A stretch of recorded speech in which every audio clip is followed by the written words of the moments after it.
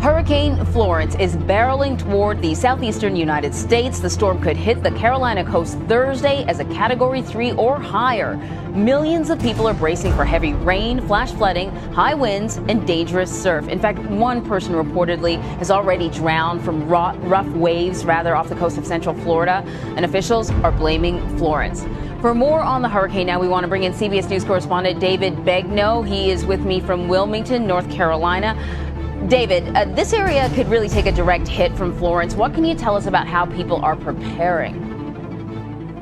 Well, first of all, Anne Marie, forecasters are saying it could hit as a Category 4, not a 3. If, in fact, that happens, and there is a potential that we're standing essentially in the bullseye of where it could make landfall, if that ends up happening, you're talking about one of the strongest, not one of, the strongest storm to hit the southeastern coast north of South Carolina, right? So for the first time ever, it's never happened before. This would be the first time that a Category 4 storm has made landfall north of South Carolina. How are people preparing? Look, some of the store shelves are empty around here. Folks are buying water, plywood, generators at the stores, heeding the warning. It's hard to tell from where we are. I'm not in every grocery store around Wilmington, but from the video that we're getting from our affiliate, that's what we're being told. What I can tell you is that officials have activated their emergency operations centers in Virginia, North Carolina, and South Carolina. You've got all three states that are on alert. And one of the things that struck me is in South Carolina, they're sending out people to the coastal areas where they need some extra help and personnel. So they're sending out emergency managers to help get them prepared, right? That's in South Carolina. In North Carolina, where there could be a direct hit, they're already mobilizing staff, personnel, money. The governor filed a disaster declaration and a state of emergency. And in Virginia, Anne Marie, we're told that evacuation orders could come as early as today. May not happen, but it could happen as early as today. The bottom line is today's the day to prepare. You got to get ready. This is not hyperbole. We're not one of these, outlets that's going to stand here and overhype it.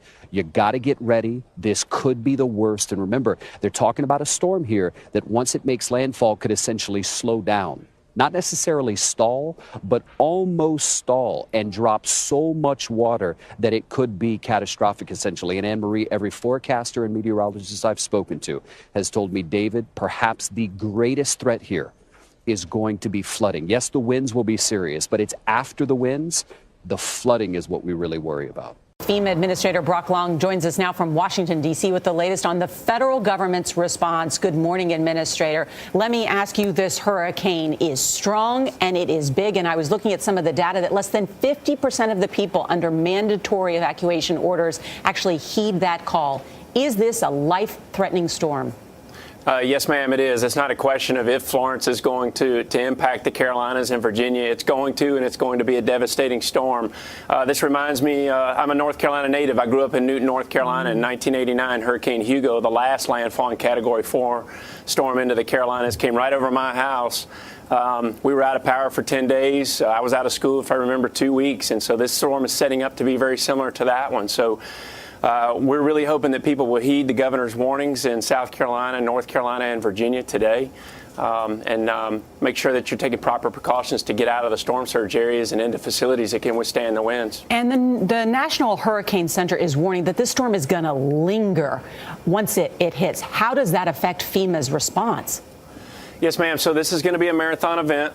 This is not going to be a quick hit across the coast. And let's keep in mind that hurricanes can impact the entire states. And we're looking at not only coastal impacts from Cat 4 storm surge and high winds making landfall, but as this system comes inland, it's projected to stall out, which means copious amounts of rainfall through the Carolinas into Virginia, as well as many of the mid-Atlantic states. So we're positioning from basically South Carolina to Delaware as we speak to be able to support our state partners. And Administrator Long, there's also the fact that this area has been soaked so far this year. How does that affect things like trees weakening and falling, stuff that people might not recognize when they think of a hurricane? Yeah, you're exactly right. Unfortunately, the remnants of Gordon passed through this weekend, the mid-Atlantic states, dropping a lot of rainfall, which saturates the rivers. So the question is, how much more rainfall can these rivers handle? And right now, you're seeing forecast of 30 inches or greater I'm truly worried about North Carolina, Virginia, particularly the central and western portions of those states that haven't seen this type of rainfall in a long time. Tonight, millions battling surging floodwater, torrential rain across the country. In North Texas, severe flash flooding turned fatal. Saturday, a teenage mother and toddler drowned in Fort Worth. Their car swept off the road into 30-foot deep water. Alejandro Juarez says he tried to help, but the current was too strong. The car tried to cross the channel, and the water just swept it away. Hours later, a man in his 70s also drowned after his car was submerged. We found the vehicle about 300 yards downstream. Farther east, constant rain. From Kentucky to New York, slow-moving storms have put 52 million Americans under the threat of flooding. In Chicago, a man died after a wave swept him into a lake.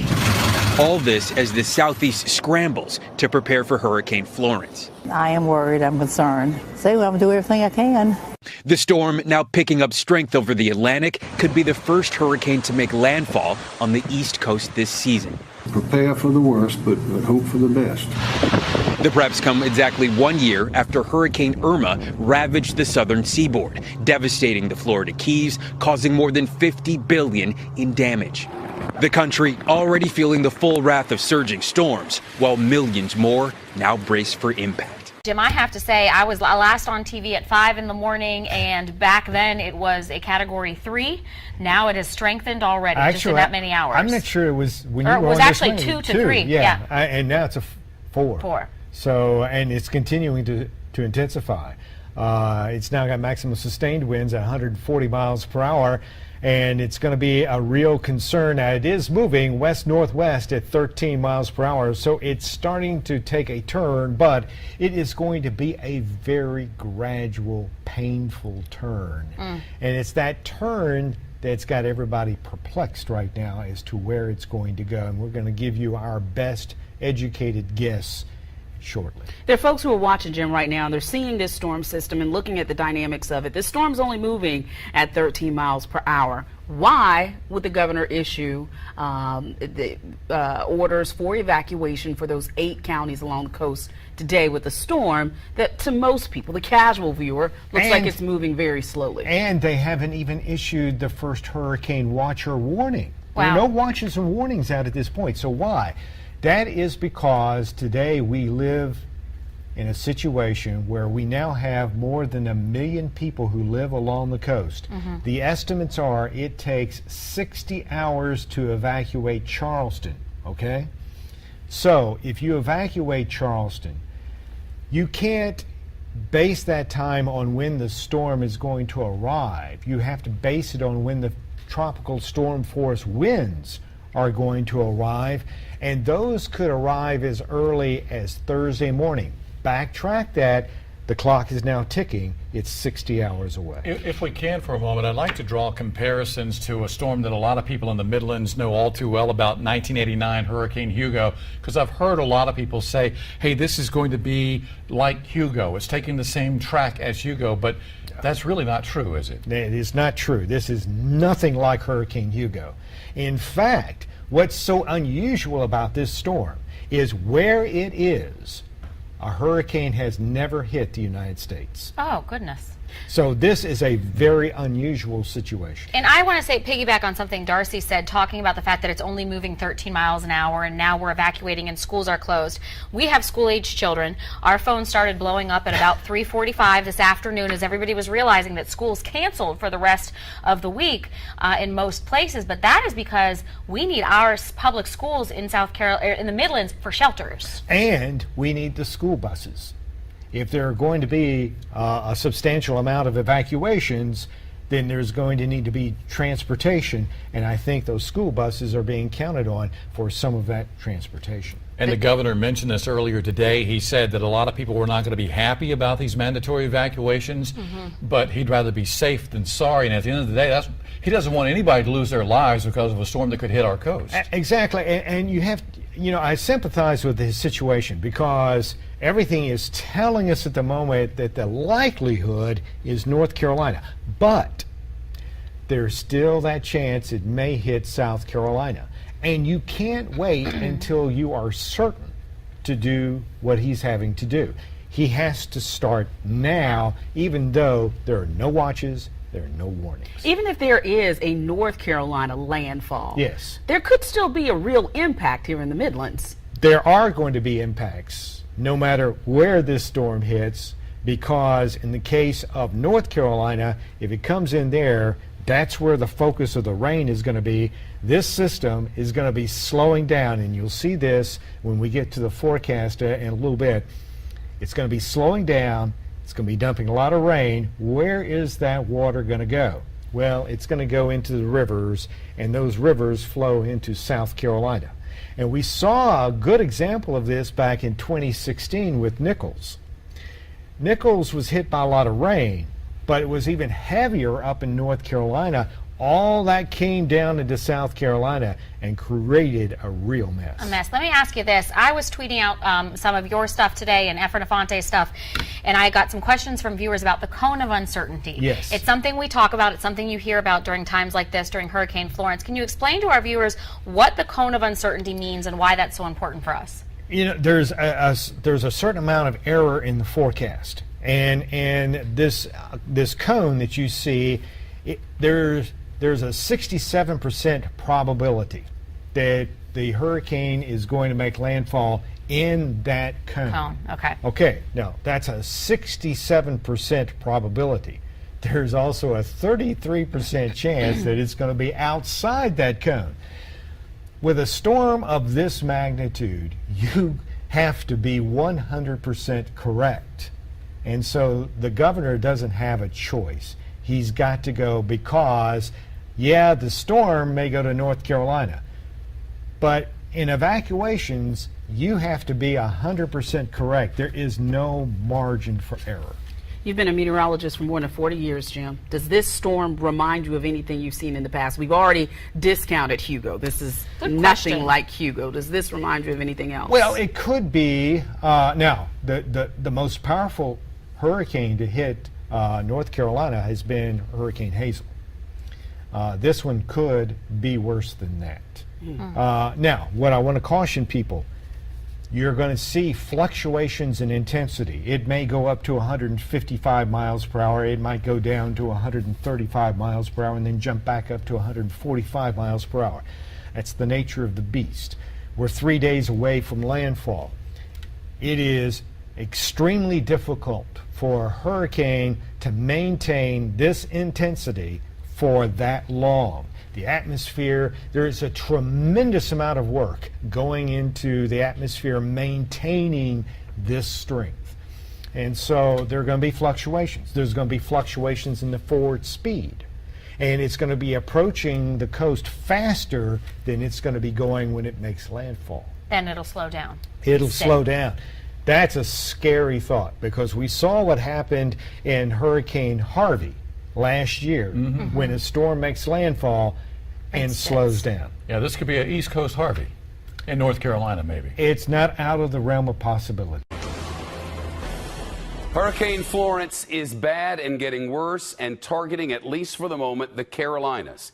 At this moment, Hurricane Florence is a massive Category 4 hurricane barreling toward the East Coast. Millions of Americans are now bracing for this storm. Mandatory evacuations already for the Outer Banks of North Carolina. And breaking news now on Fox News Channel. Moments ago, the governor of South Carolina announced a mandatory evacuation for the entire coast of South Carolina. A mandatory evacuation for the entire coast of South Carolina by noon tomorrow. Forecasters say Florence could be catastrophic. That's the description from the National Hurricane Center. The word their forecasters are using is catastrophic. First, it reports this storm, which right now is here and huge, larger than the Carolinas at this moment, and headed directly in that direction. It could pack, they say, by landfall, winds of 150 miles an hour in isolated areas. That, the Hurricane Center, is powerful enough to flatten homes and snap power poles. But in addition, once the hurricane comes ashore, wherever it comes ashore, it's then expected to move inland and then stall. That's according to the Hurricane Center. The storm will stall somewhere along the East Coast, sit and spin, and dump rain for days as much as 3 feet of rain in some spots. So what does that mean? Well, according to the National Hurricane Center, that means life-threatening flooding could spread for hundreds of miles with power outages and blocked escape routes. Take a look at what Hurricane Florence looks like right now from outer space. These shots coming to us from the International Space Station. Florence was a Category 2 hurricane just this morning, but strengthened and rapidly over the morning to a Category 4 by early afternoon. And the forecasters at the National Hurricane Center tell us it is still gaining steam. So the time to plan is right now if you live anywhere in affected areas. Our meteorologist Adam Klotz is live in the Extreme Weather Center. Adam, what are you seeing? Shepard, just continuing to see this storm intensify. You were talking about it. A Category 2 storm this morning. Well, here it spins now. Nice formed eye wall, still way away from the U.S. coast. South of Bermuda at this point. It's got a long way to travel, but it stays intense the entire way. Currently a Category 4, and you look at the track, stays a Category 4 storm this entire way. Now, the timing on this system, currently projections have it just off the coast of the Carolinas by Thursday morning. At this point, things are beginning to deteriorate for the Carolinas before eventually running on shore, likely with that same intensity, that same strength. That strength, a Category 4 hurricane, which means winds of 130 up to 156 miles an hour. It does look as though we're going to be on the higher end of this, so close to 150 mile an hour winds when this makes landfall. Again, likely late Thursday into early Friday morning. That's the current time frame with this system. Generally, you get a storm where this is sitting, still this far south of Bermuda. It turns and heads north, and it makes no landfall at all. That's what would usually happen. That's not what's happening this time because of a big high pressure system that's kind of forcing this system to stay a little farther to the south and push it off towards the west. These are our tropical models, and you see a very tight line. Generally, this far away, we have so many models, they begin to diverge a little bit. This really bringing us up along the coast. The only question is, once we get to this position, Shep, is it going to run inland? Is it going to spin just off the coast? Is it going to make landfall and then spin? There's still a couple more days until we have a better idea of knowing that. Reading from the National Hurricane Center, though, they think that this storm is definitely a threat to inland areas. I mean, that is going to be a threat. Rain, if it lands on shore and begins to spin, we could really see some of these totals pile up. Spots getting up to 2 feet of rain or more. It could be a real problem. So wind plus rain plus storm surge, Shep.